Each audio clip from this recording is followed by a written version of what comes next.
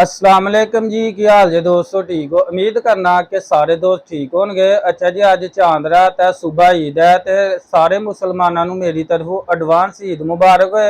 ते माशाअल्लाह कुर्बानी वाली ईद है ते जिन्ने जोगा कोई हुंदा है, जिन्नू जिहदे ते तफीक है, जिन्नू अल्लाह ने दित्ती दी ओहदे ते कुर्बानी फर्ज है।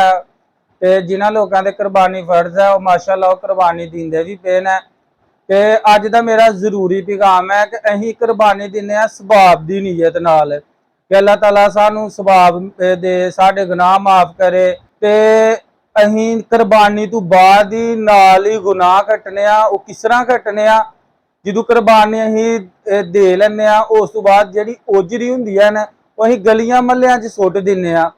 ਤੇ ਜਿਹੜੇ ਲਾਗੇ ਘਰ ਹੁੰਦੇ ਨੇ, ਉਹ ਲੋਕਾਂ ਨੂੰ ਉਹਦੀ ਸਮੈਲ ਆਉਂਦੀ ਹੈ ਤੇ ਉਹ ਲੋਕ ਬਦਦੁਆਵਾਂ ਵੀ ਦਿੰਦੇ ਨੇ।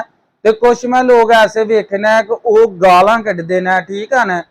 ਤੇ ਜਦੋਂ ਤੁਸੀਂ ਕੁਰਬਾਨੀ ਦਿੰਦੇ ਹੋ, ਐਨੀ ਮਿਹਨਤ ਕਰਦੇ ਹੋ, ਅੱਲਾ ਨੂੰ ਰਾਜ਼ੀ ਕਰਨ ਵਾਸਤੇ ਬੰਦਾ ਐਨੀ ਮਿਹਨਤ ਕਰਦਾ, पैसे भी खर्चदा, महंगाई का दौर है, सबाब की नीयत वास्ते बंदा कुर्बानी दिंदा है। ते जो असीं कुर्बानी कर लैंदे आ, एनी मेहनत करके जानवर लभने, दिहाड़ियां तोड़ के जाने, ते जानवर सोहने तो सोहना जानवर हर इंसान की कोशिश हुंदी है कि मैं सोहने तो सोहना जानवर कुर्बान करा ते मैनूं ओहदा उन्ना ही सबाब ज्यादा होएगा। ते यार जो तुसीं कुर्बानी दे लैंदे हो ते ओजरी जिहड़ी है ना, इहनूं तुसीं बाहर सुट्टिया करो।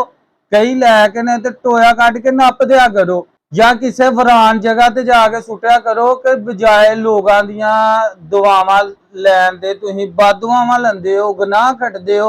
ऐ सही गल नहीं है।